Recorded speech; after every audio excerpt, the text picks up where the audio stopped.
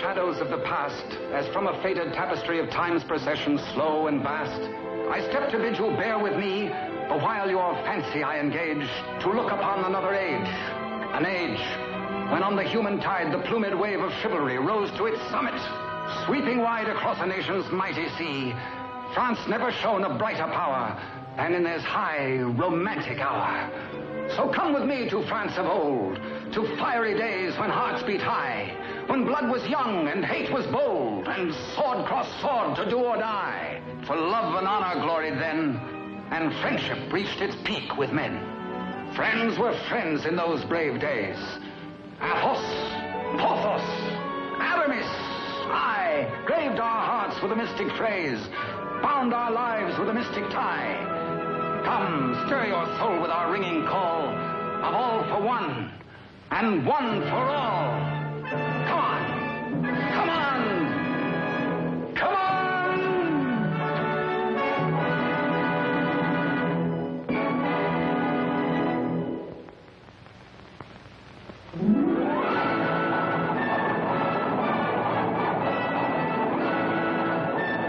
It is Paris on the 15th day of September in the year of our Lord 1638. Public excitement runs high. The populace enjoy a general holiday. Impatiently, they wait for the news of an heir to the throne of France.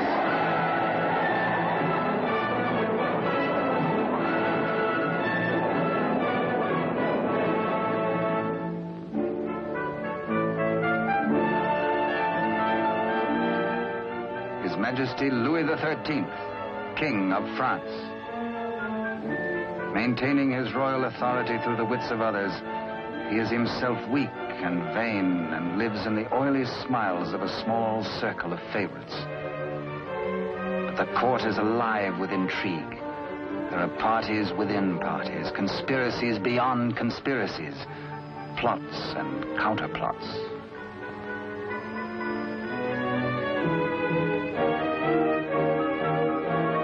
His Eminence, Monseigneur the Cardinal, Duc de Richelieu. He is the greatest statesman of the day and manipulates the strings which guide the king. His is the real power, subtle, cunning, and often ruthless. Still, no one questions his devotion to the glorious kingdom of France.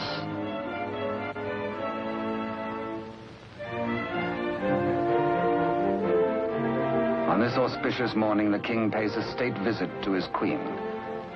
It is the custom for the sovereign and his courtiers to attend the expectant royal mother until his child is born.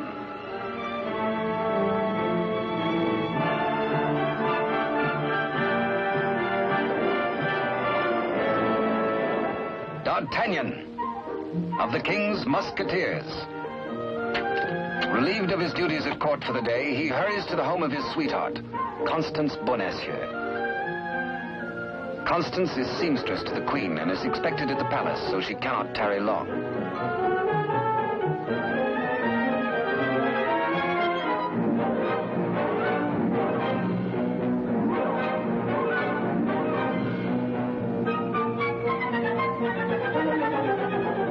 Even the most eager lover, by error, can sometimes kiss a miss, or miss a kiss.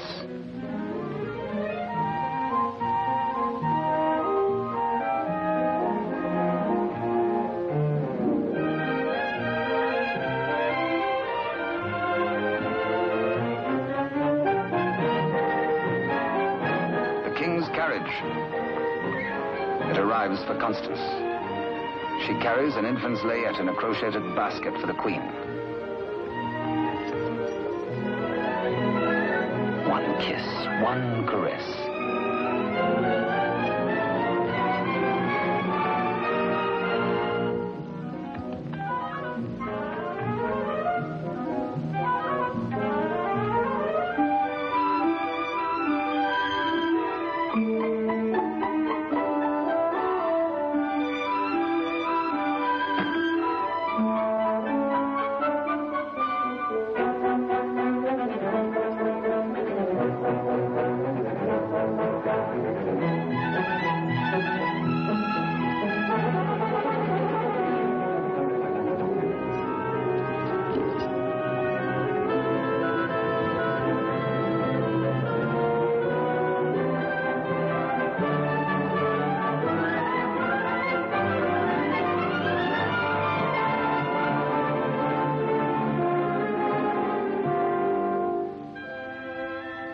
That kiss truly is a delicate plant requiring privacy to grow into a tender blossom.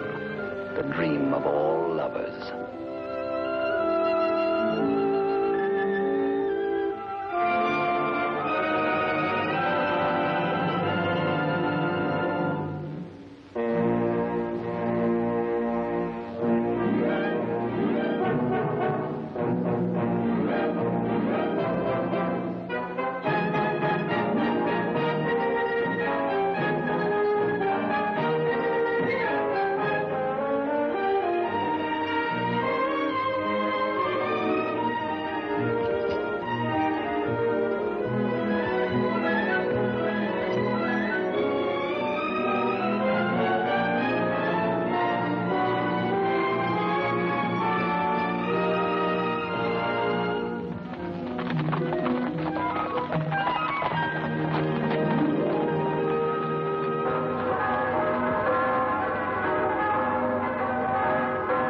Belle of the Cathedral of Notre Dame remind D'Artagnan of his friend and fellow musketeer, Aramis.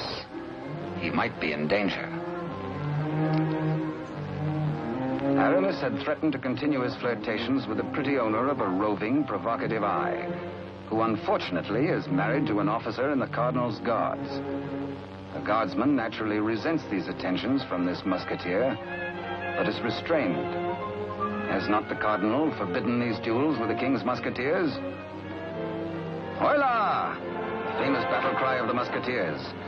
Instant help comes from the most fearsome steel in the kingdom. Huge Porthos, brave, strong, a King's Musketeer. And Musketeer Athos, gentle Athos, yet a deadly swordsman is able to kill with his left hand as with the right.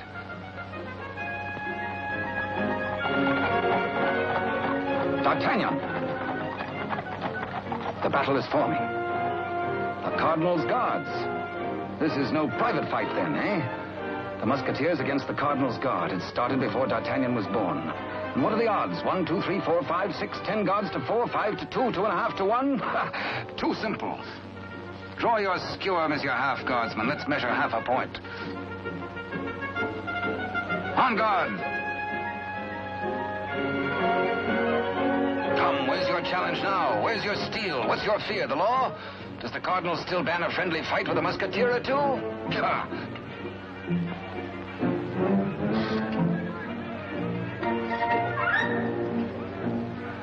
Porthos, as always, is thirsty. He has capacity. D'Artagnan, with his quicker eye, has a more bountiful drinking source.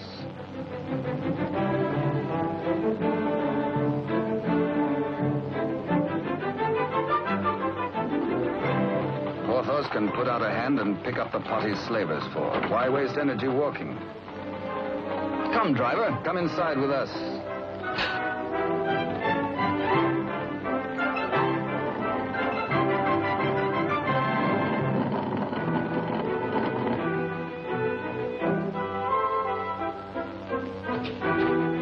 Driver swears his wagon is damaged. His master will skin him. His horse is loose. He has a terrible wife. He has trouble. Everybody is mean to him. He has to be mean too. Ha-ha! Now, take your temper out on me, good friend. Now, feel better? Now we can talk. I'll win you the price of your horse and more. Come, guardsman, I challenge you to game. This is not forbidden you.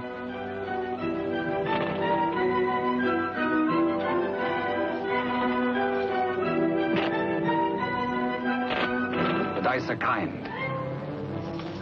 Here's 20 times your price.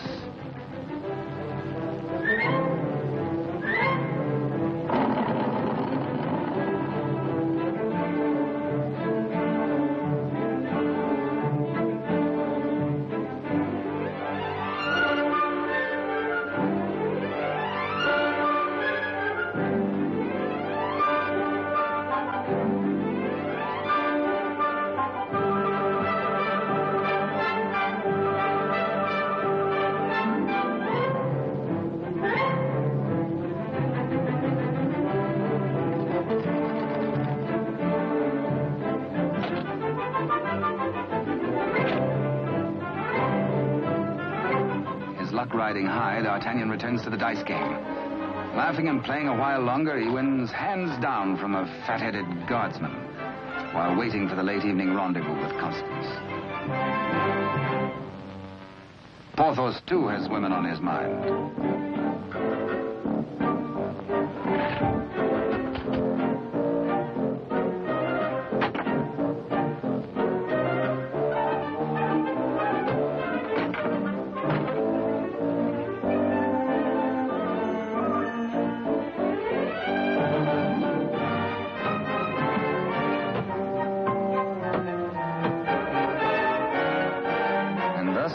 The only battle the Musketeers ever lost in fair fight. Of course, it has to be with a fair six.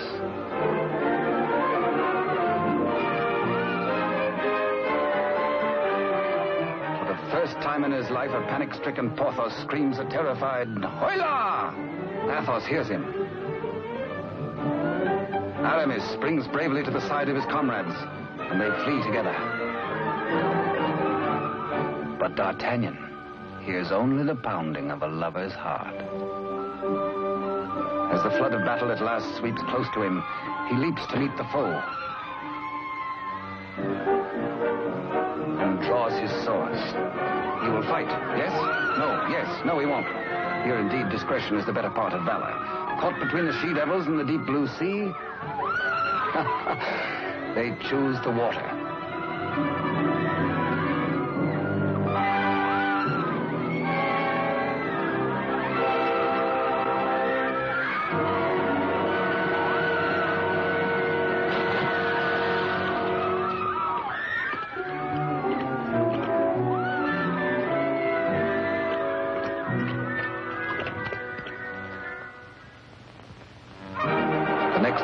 The city is in ferment. The pressure beyond the gates is so great that the people are admitted to the courtyard.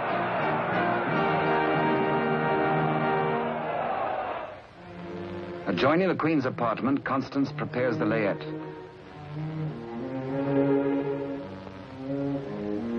She is informed by Father Joseph, the Cardinal's trusted henchman, of the imminence of the royal birth.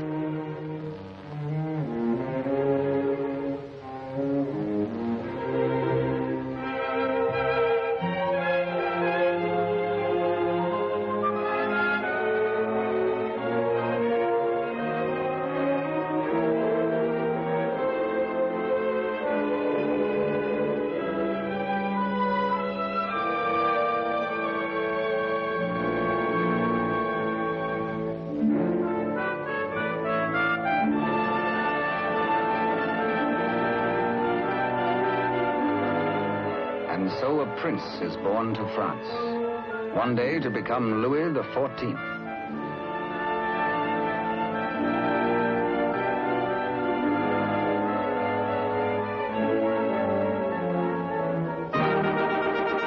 By ancient custom, his royal father presents him to the people.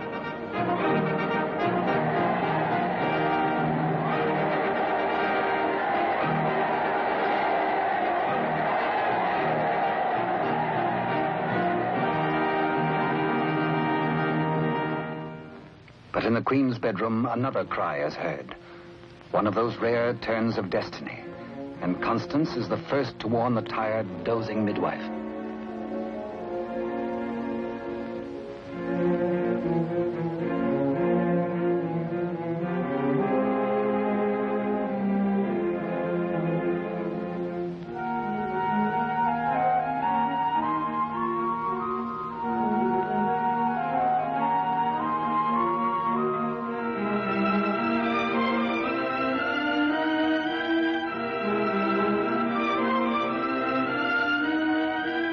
Father Joseph grasps the vast consequences of this extraordinary event.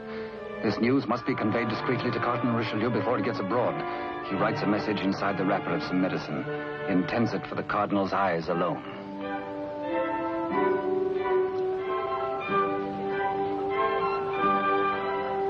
Your medicine, Your Eminence.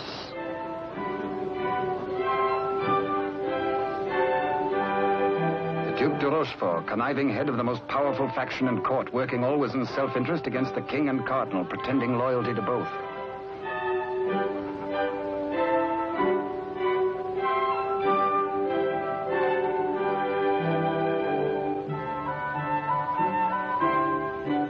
necessity for caution on the part of Father Joseph is indeed well-founded. De Rochefort, having many times seen messages thus taken to His Eminence, becomes inquisitive. He resolves by a simple trick to learn the secret passed to the Cardinal. A substitution of scraps of paper.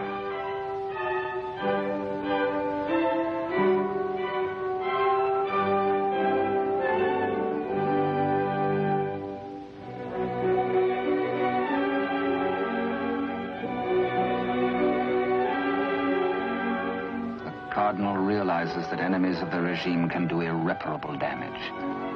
2 heirs to the throne. 2 rival parties of courtiers, more quarrels, more bloodshed. Poor France, helpless, torn between 2 factions. The secret of the twins must indeed be forever guarded, if France is to have peace, and if he, the Cardinal, is to retain his power.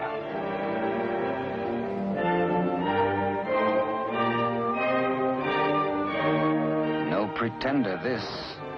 A true prince. De Rochefort sees an opportunity. Father Joseph is instructed to prepare for a long voyage.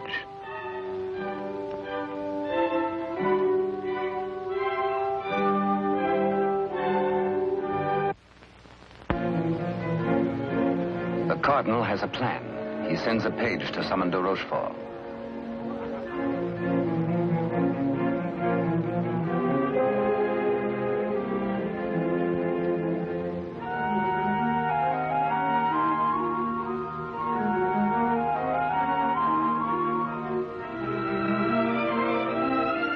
Aware that Constance shares possession of a great secret, one so sacred it might well spell the future of France, the Cardinal charges her to keep her lips sealed.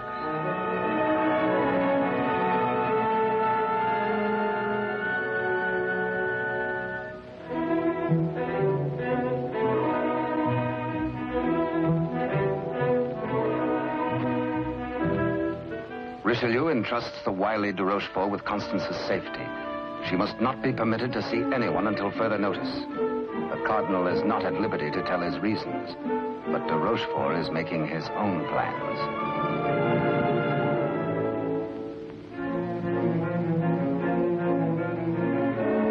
In accordance with the Cardinal's command, Father Joseph, accompanied by the midwife, secretly takes the twin away to the Spanish border. The child shall be raised as a commoner with no knowledge of his royal birth.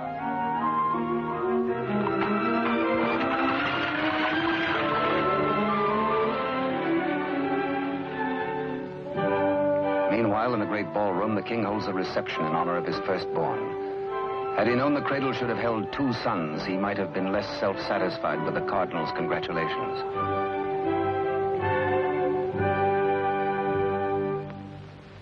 To the notorious Milady de Winter, de Rochefort comes to reveal this chance of fate. The future of France may be in their hands. He tells her he will turn Constance over to her. She is to escort Constance to the convent of Saint-Guemel. There, force her to tell the whole of the Cardinal's secret and plans. He will play one against the other, Cardinal against King, for his own ambition.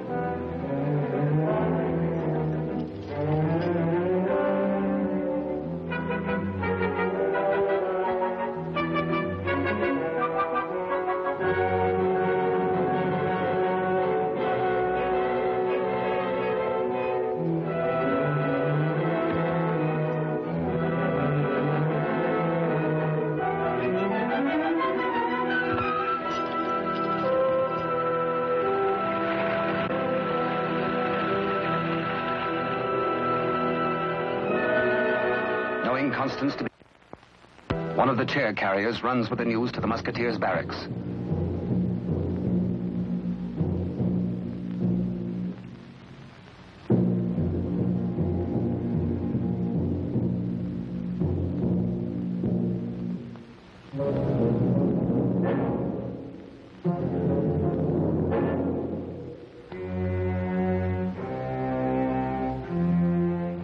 D'Artagnan, wake up!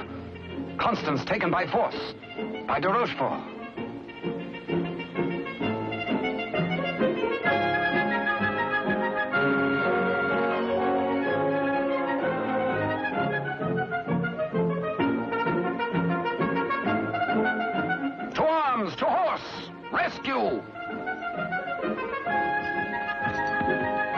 All for one and one for all. And hang the tack.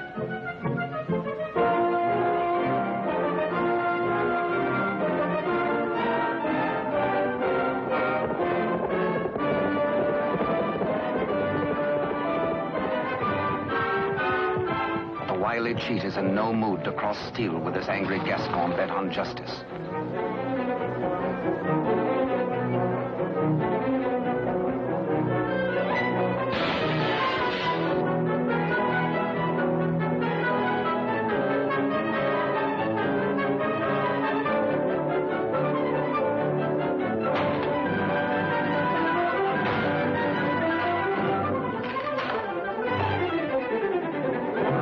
Thugs are powerless to help.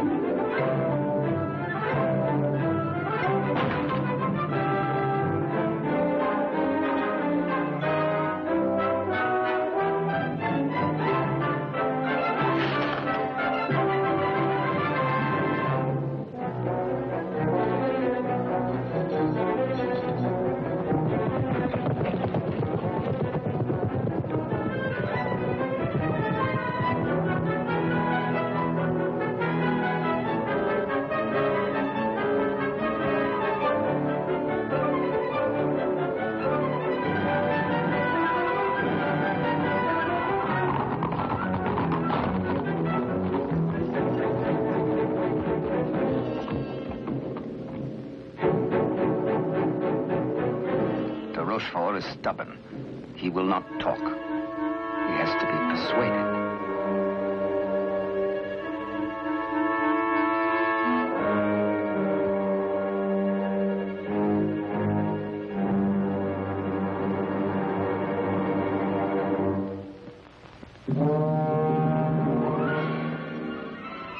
The probe goes on. Where is she? Where is Constance?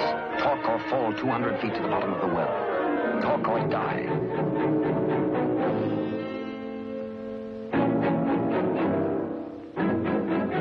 The Cardinal's guard look on, afraid to act. A strand at a time, steel cuts through hemp. 3 strands of it, and now but 2.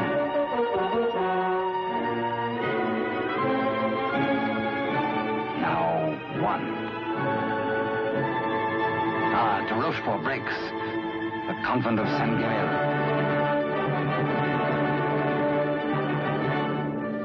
To the rescue!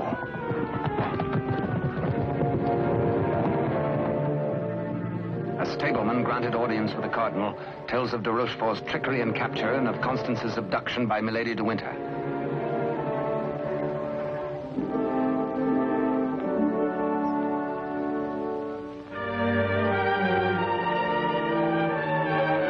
Richelieu and his escort reached the well to confront the Duke.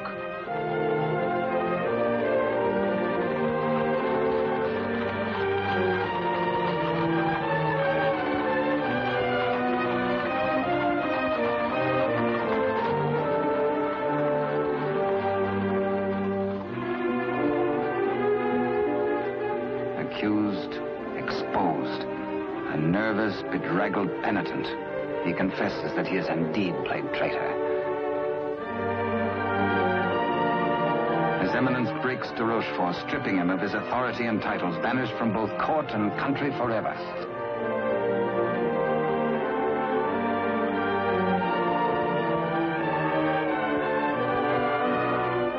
Fearing for the safety of Constance, the Cardinal speeds in pursuit of Milady de Winter.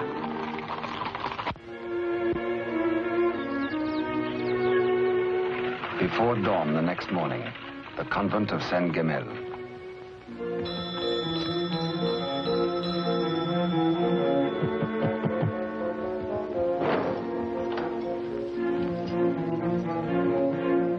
Milady de Winter assures the unsuspecting nuns her prisoner is an enemy of the state, to be confined to the convent on orders of the Cardinal.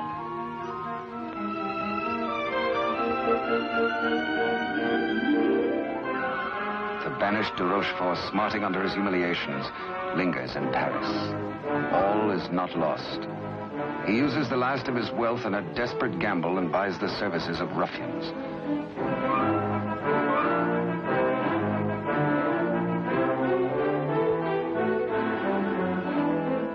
Pursue the Cardinal and assassinate him. Next, find D'Artagnan and his 3 musketeer friends and put them to the sword.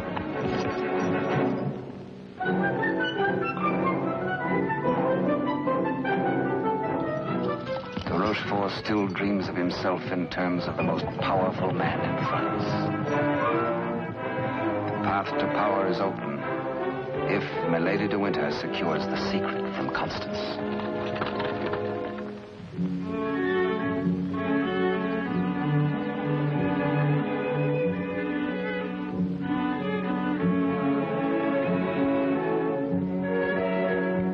With sweet words and honeyed entreaties, the unscrupulous Milady de Winter seeks to cajole Constance into telling all she knows.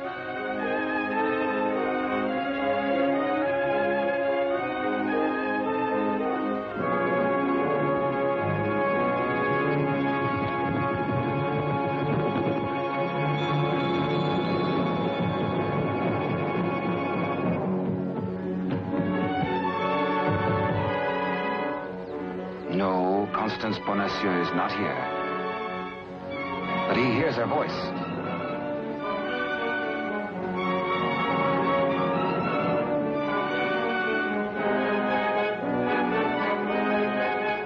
Hola! One for all and all for one.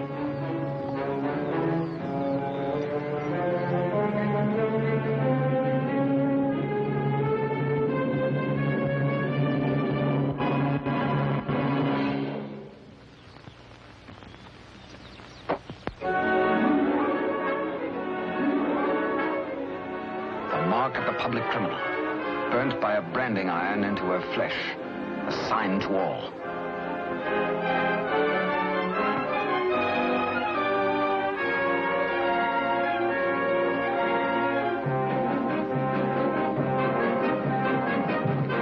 Exposed to Constance as a criminal, Milady de Winter is desperate. If caught thus in a second act of crime, by the laws of France, Milady must face public execution.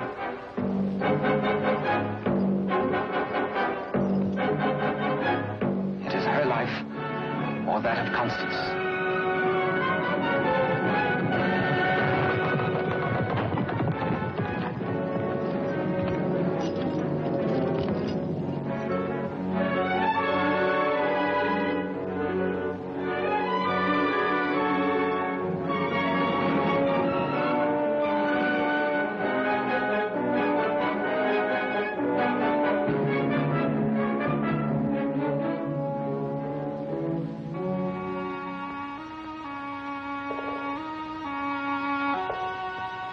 D'Artagnan hears Constance whisper that she loves him above all men.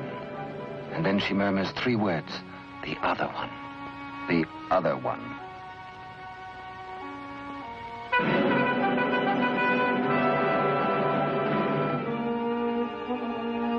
D'Artagnan strains to hear the faint pulse of her words, but Constance dies. The Musketeers take Milady de Winter to her punishment.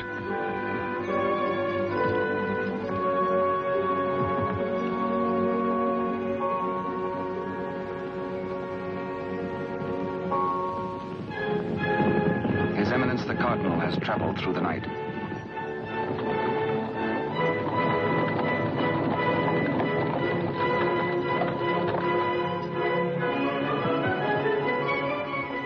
He hears the dreadful news from the Mother Superior.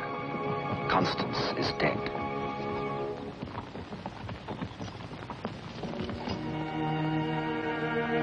Faithful, loyal Constance.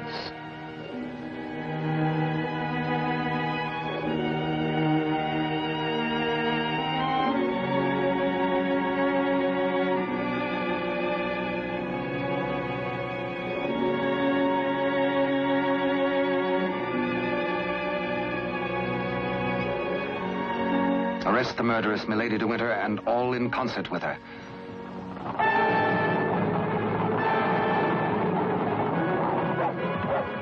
three musketeers, Athos, Porthos, and Aramis, enraged, take the law into their own hands and deliver the murderess to the public executioner and order her death.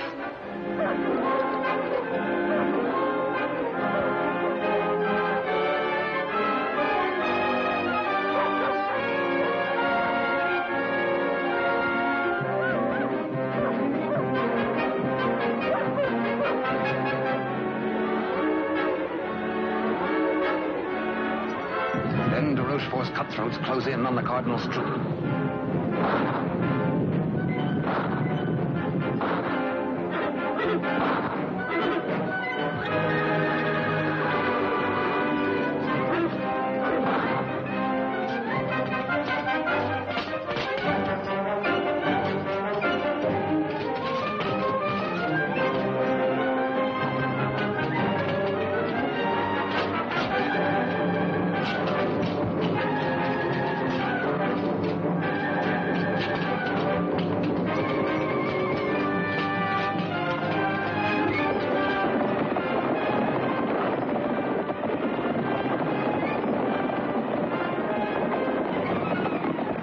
Some distance away, the musketeers are captured by their deadliest rivals. The Cardinal's guard formally arrest the musketeers for continuing to take the law into their own hands. Disarmed, the musketeers are set against the wall for execution.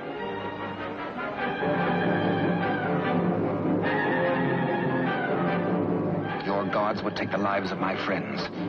Single-handed, they shall have revenge.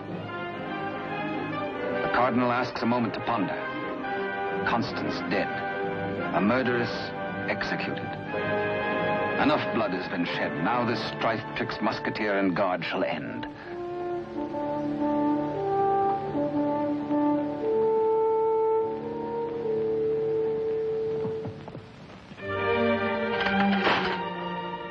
D'Artagnan's plea saves his friends, but there's to be a harsh penalty. Richelieu's plan concerns the state, and these continuing disputes between his guard and the king's musketeers. The four musketeers must separate, never to come together again on pain of death. His judgment, oh, a sorry day. The musketeers are banished, each to his own province, never to visit Paris again, nor set foot beyond the bounds of his own fields.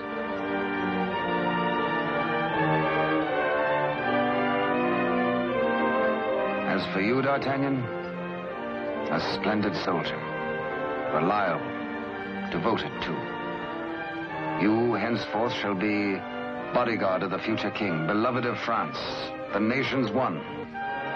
At one fell swoop, all strife is done. The musketeers prepare for their banishment. Godspeed, farewell.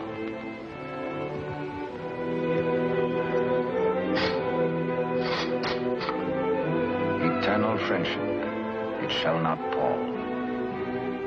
All for one, and one for all.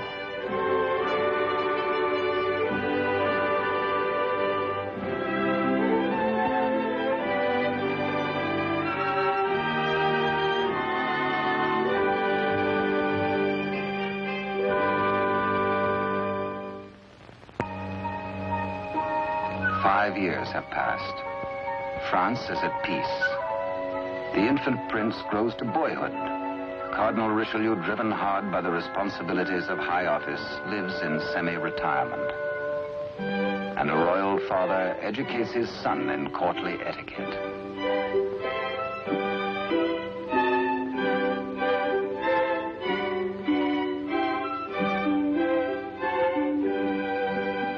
In failing health, His Eminence lives in hourly expectation of death, troubled by word that the second twin bears an identical likeness to the heir.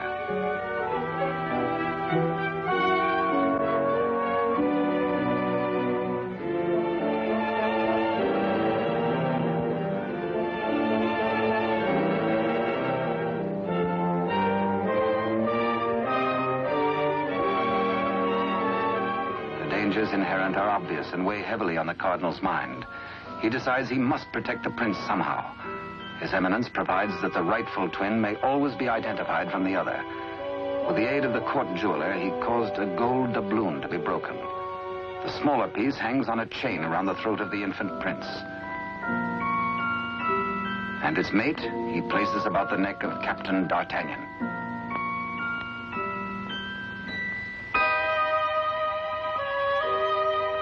And so, by joining the pieces, the true heir to the throne of France and the prince's first guardian are known to one another for all time.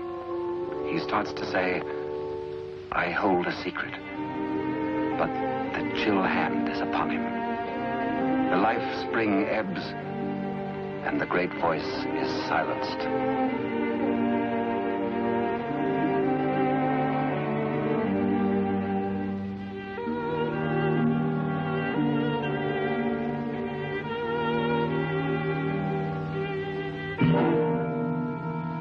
A great statesman passes into history. The church loses a noble servant, and the ship of state is without its pilot. What was this secret that Richelieu and Constance shared? The other one.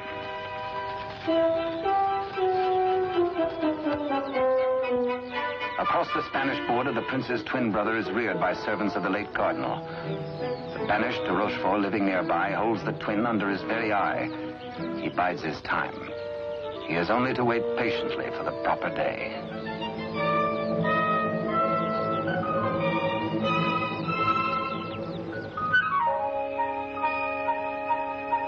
Upon the death of Louis XIII, the heir to the throne, or the Dauphin as he was called, became France's King Louis XIV. Both he and his twin had grown to manhood.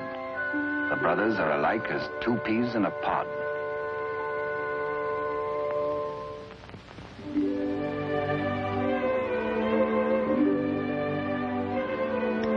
Years have passed and more since Richelieu bent his iron will to break the bonds that held us four.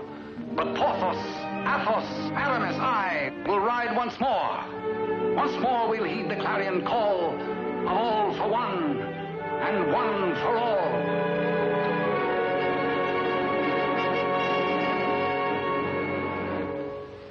During the years, de Rochefort's connivings have brought the exiled twin under his control.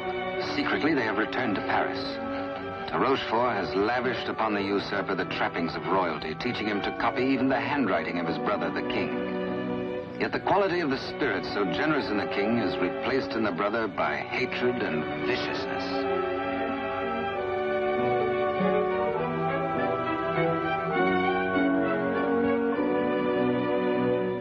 The king's valet, a de Rochefort spy, brings long-awaited news. Within the week, an older D'Artagnan, after a lifetime of loyal service, will retire and leave the court. The young king will be without a bodyguard. Every detail of their plan has gone over. The map, the sentries to overpower, the secret approach to the royal apartment, the signals.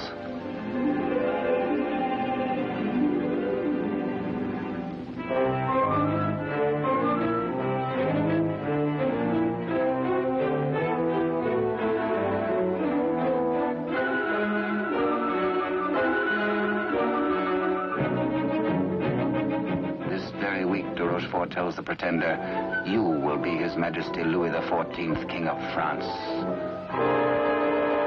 Louis XIV, King of France, spends D'Artagnan's last day in fun and gaiety. The king has applied himself to an education in horsemanship, sportsmanship, and swordsmanship. No two men were ever closer, except they were father and son.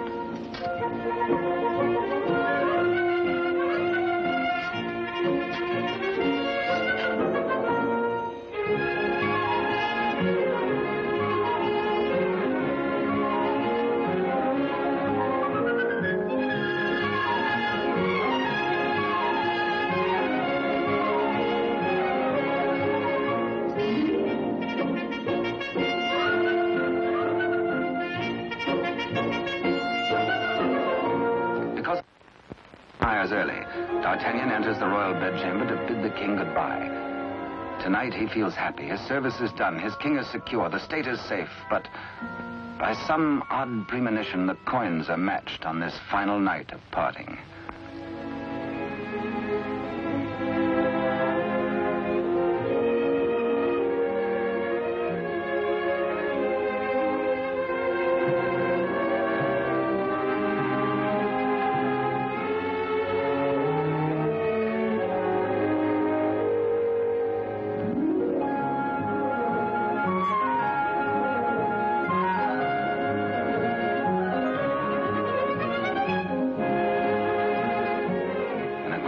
happy memories of a delightful evening with the king, Captain D'Artagnan arrives outside his lodging and is amazed to find himself beset by ruffians. Angrily, the Gascon plans his battle. First, he deals with the dagger-man decoy, sticks him with his own blade, throws the man's cape to the edge of an open sewer, places his own cape over the decoy's body, and fires his own pistol. Hey, up! On to the balcony.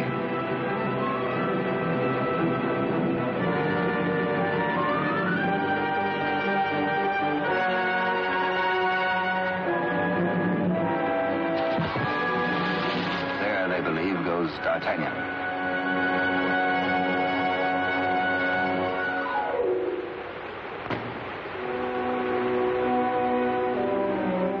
Thoughtful D'Artagnan returns to his lodging. For a peaceful man to be waylaid on a city street is something new. He had spent the evening with his king. He reflects. Has the palace discipline been slackening too? Sentries were not where they should have been. His soldierly heart is disturbed for the safety of his king.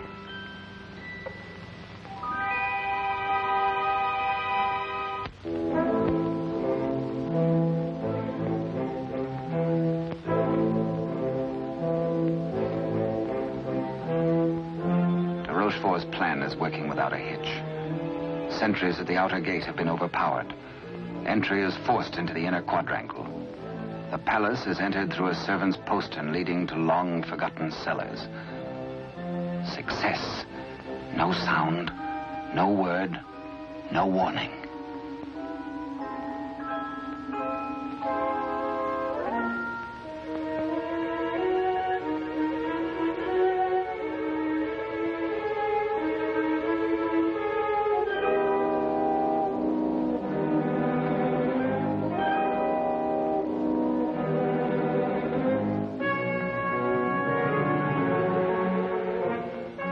Pretender waits impatiently below for the deed which will make him king.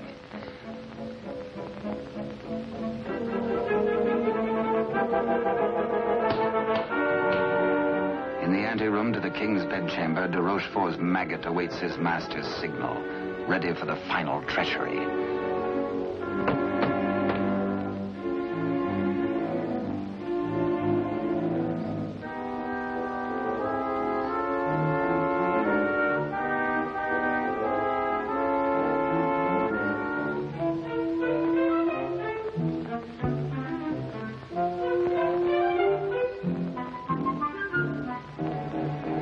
And a little after 11 o'clock on this fateful night, in one tragic moment, France loses her rightful king.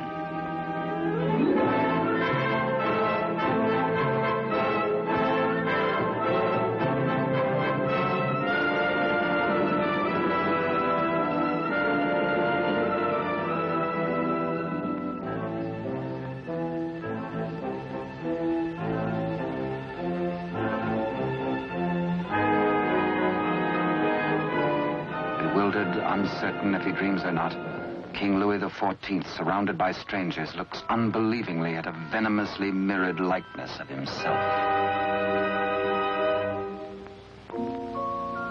The usurper watches his royal brother with a lifetime of hate. De Rochefort's plans have been cleverly checked and double-checked. He means to hold the true king a prisoner as a threat over the head of the usurper should he rebel against his commands. At de Rochefort's order, his cohorts strip the king of his night attire and in exchange dress him in the usurper's clothes.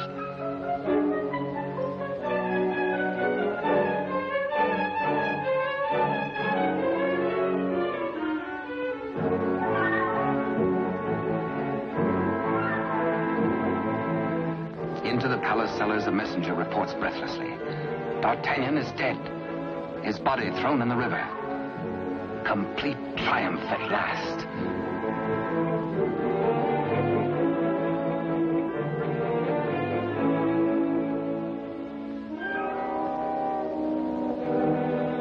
An iron mask, an invention of the devil. An iron mask, a prison within a prison, is placed over the head of the rightful King Louis XIV and locked at the neck.